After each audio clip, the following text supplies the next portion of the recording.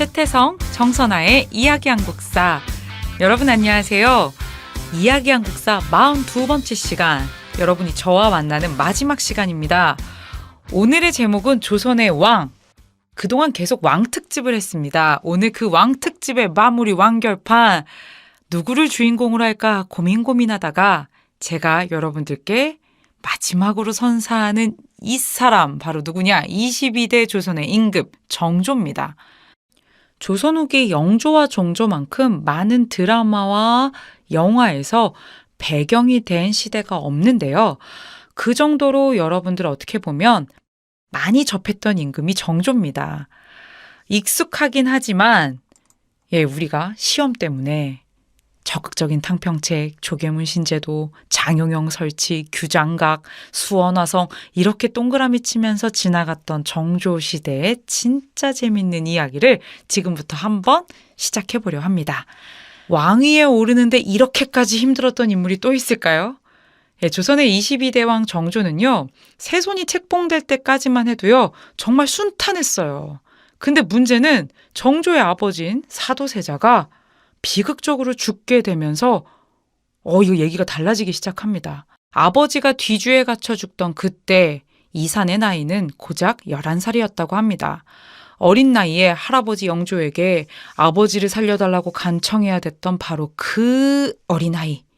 그 어린아이를 영조는요, 요절한 맏아들인 효장세자라고 하는 사람의 후사로 삼아서 왕통을 잇게 했어요. 죄인의 아들을 왕으로 삼을 수는 없었기 때문에 이렇게 할아버지는 나름 작업을 한 건데요. 그렇든 어쨌든 간에 사도세자의 아들인 게 변하지는 않지 않습니까? 그러다 보니 그 당시 노론 집권 세력은요, 이 이산이 왕이 되는 걸 결사반대하는 상황이에요.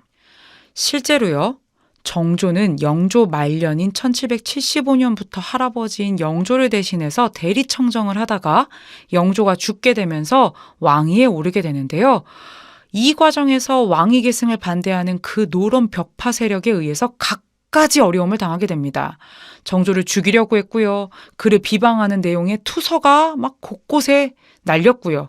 또 그가 거처하고 있던 왕궁의 건물 안에 자객이 침입을 하는 사건까지 이어지는 등 정조는 정말 힘겹게 왕이 됩니다. 그런 임금이 정조예요. 그리고 나서 이 정조가 왕이 된 후에 제일 먼저 했던 일은 사실은 뭐겠습니까? 자신의 정치적인 정적들을 제거하는 일에 우선은 주력을 합니다. 탕평책을 하기는 합니다만 당연히 자신을 죽이려고 했던 그 핵심 세력은 제거하고 시작하고요. 또한 어느 정도 그러한 안정화 작업이 된 이후에는 바로 개혁 정치를 시작합니다. 정조는 규장각을 설치하고요. 이 규장각을 인재 육성과 학문 정치 구현을 위한 발판으로 삼고자 했습니다. 왕위에 오른 지 4년, 이미 죽음의 위협을 많이 넘겼던 정조는요, 어느 정도 정적들의 제거에 성공한 이후에 이렇게 규장각을 중심으로 개혁 정치를 시작하게 됩니다. 특히 영조의 탕평정책을 그대로 계승해서요, 좀 더 적극적으로 인재를 등용합니다. 어떤 세력들까지 다 안고 가느냐? 완전히 정치에서 소외되었던 남인 세력들을 등용해서 이들을 정치에 불러들였고요. 이때 남인 세력으로 여러분들이 잘 알고 있는 인물이 누굽니까? 정약용이죠. 이뿐만 아니라 소론 세력도 같이 참여시킵니다. 그리고 할아버지인 영조 때 핵심 세력이었던 노론 세력들도요, 다 제거해버린 것이 아니라 정말 핵심 정적들은 제거했지만 노론 세력도 같이 데려가게 됩니다. 그래서 정조는 할아버지 영조 때보다 훨씬 더 적극적으로 인재를 등용하고요. 이뿐만 아니라 기존에 서얼이라고 불렸던 세력들도요, 인재라고 확신이 들면 규정각의 실무를 담당하는 검서관으로 등용했다라는 기록이 있습니다. 2009년 2월에요. 정조 어찰집이라고 하는 편지 묶음이 발견이 됐어요. 이 편지 묶음집인 정조 어찰집에 보면요, 정조가 자신과 정치적으로 대립하고 있던 노론 벽파의 중심 인물인 심환지라고 하는 인물에게 편지를 보낸 것들이 쭉 남아있는데 자그마치 297통입니다. 이 편지를 보면요, 정치적으로 반대 세력이었던 이 심한지에게 계속해서 자신의 입장을 설명하고 자신의 병세도 설명을 하고 잘 지내냐고 안부도 물어보고 우리로서는 지금 상상하기 어려울 정도로 이 세력을 함께 데려가려고 하는 노력들이 보이는데요. 많은 학자들은 이렇게 해석을 합니다. 1796년 작성된 이 편지는요. 장용영을 설치하고 정조 임금이 수원 화성을 건설하려고 하는 때에 작성된 것들이 대부분인데 이렇게 거대한 어떤 정책, 중요한 정책을 실시하기 위해서는 설사 왕과 좀 대립되는 세력이다 하더라도 이들의 협조와 도움 없이는 정책 구현이 쉽지 않았기 때문에 이런 노력을 왕이 직접 하지 않았을까라고 해석을 합니다. 그러면 우리 좀 더 구체적으로 이들을 다 끌고 안고 가면서 자신의 개혁을 펼치려고 했던 정조의 정책으로 본격적으로 좀 들어가 보겠습니다. 첫 번째는 규장각을 통해서 학문 정치를 구현하고 인재를 육성했다라고 했고요. 두 번째는요. 이러한 인재들 중에 조금 젊은 문신들을 따로 선발해서 재교육하는 초계 문신 제도를 시행했습니다. 이거를 통해서 끊임없이 자신의 생각을 함께 공유하고 함께 이해할 수 있는 그러한 신하 세력, 그러한 관료 세력을 키워냈다라는 점이죠. 뿐만 아니라 그는 지방 인재 선발에도 관심을 가졌어요.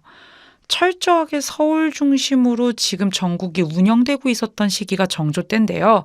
일부러 정조는요, 각 지역에 측근들을 파견을 해서요, 인재들이 없는지 끊임없이 찾고요. 기록에 보면 영남이나 호남의 인재를 포섭하기 위해 영남인물고 호남저리록 등을 편찬해서 이 지역의 인재들의 리스트를 만들고 채용했다라고 되어 있습니다. 이 밖에도 상공업 진흥을 위해서 통공정책을 추진합니다. 통공정책은 모든 교과서에 다 나오는데요. 아주 쉽게 얘기하면 허락했다는 뜻이에요. 뭘 허락했느냐?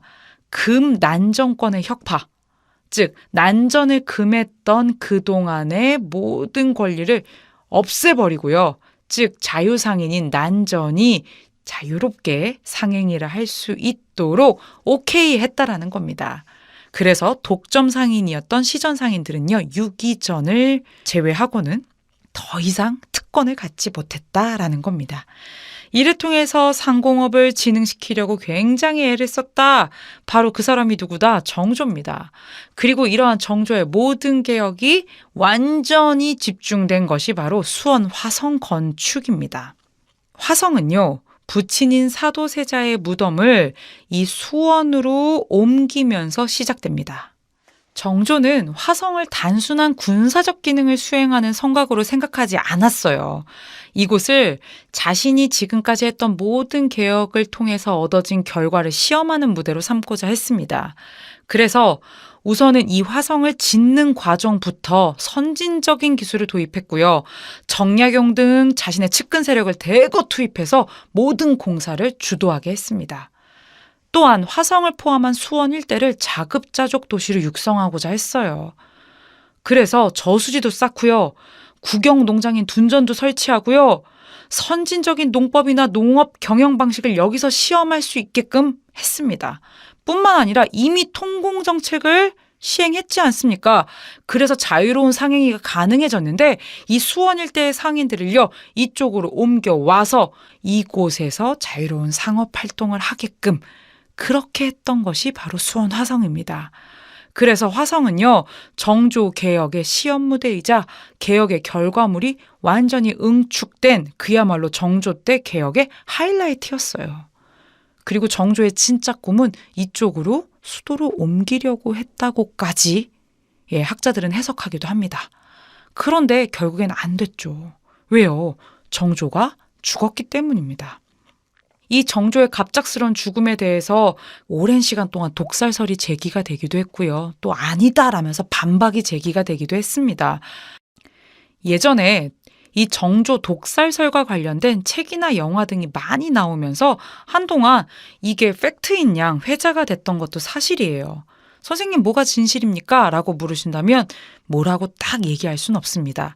다만 정조의 갑작스런 죽음에 대한 안타까운 만큼은 누구나 동일할 텐데요. 독살설이 제기된 배경을 간단히 말씀드리자면 정조가 종기가 나요. 그래서 종기 치료하다가 6월 24일 날 갑자기 병이 깊어지더니 6월 28일 날 죽어요. 근데 그 당시 이 정조의 어이는요, 노론 벽파 쪽 사람이에요. 그리고 정조의 최대 정적으로 얘기되는 영조의 부인인 정순왕후가 마지막 순간에 직접 약을 올리고 그 방에 유일하게 있던 사람이거든요. 그러기 때문에 독살설이 막 제기가 됐었습니다. 특히나 정조가 마지막에 자신의 오른팔이라고 할 수 있는 신하들을 만난 자리에서 사경을 헤매는 가운데 글자를 써서 줬대요. 그 글자가 수정전이라는 글자인데 이 수정전이 어디냐? 정순왕후가 살던 장소입니다. 마지막까지 정순왕후를 경계했던 것이 아니냐라고 하면서 정조 독살설이 제기돼요. 하지만 반박도 어마어마합니다. 뭔 소리냐? 실록을 제대로 봐라. 정조 17년부터 정조는 아팠고 종기가 자주 났다. 뿐만 아니라 1799년에 심한지에게 보낸 편지에서도 내가 병이 깊은데 이게 회복되는 게 여간 힘든 일이 아니네? 라는 기록을 썼다라는 거죠. 그리고 정순왕후가 바보냐는 거예요. 누가 봐도 정조의 최대 정적이 자신인데 자신이 정조의 마지막 순간 마지막 그 타이밍에 그 방에서 정조를 죽이겠느냐는 거죠. 이건 너무나 무모하고 그럴 만한 인물이 아니다라는 겁니다. 그래서 정조는 독살이 된 게 아니라 병으로 죽었다라는 의견도 만만치 않게 제기가 되고 있습니다. 정조 시대에 대해서는 요즘에 굉장히 연구가 활발해요.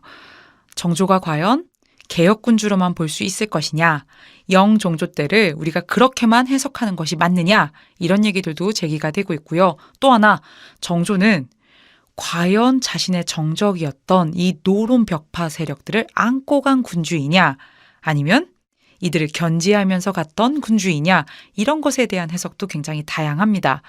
하지만 너무나 명확한 것 하나는요, 정조는 영조가 그랬던 것처럼 백성들의 생업이 편안해지기를 바라고 질서가 잡힌 세계를 꿈꾸며 나라가 부강해지기를 바라는 그 마음만큼은 확실하지 않았을까 싶습니다.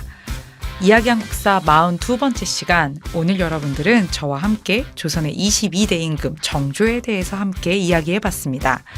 지금까지 이야기 한국사 JSA 정선아였습니다.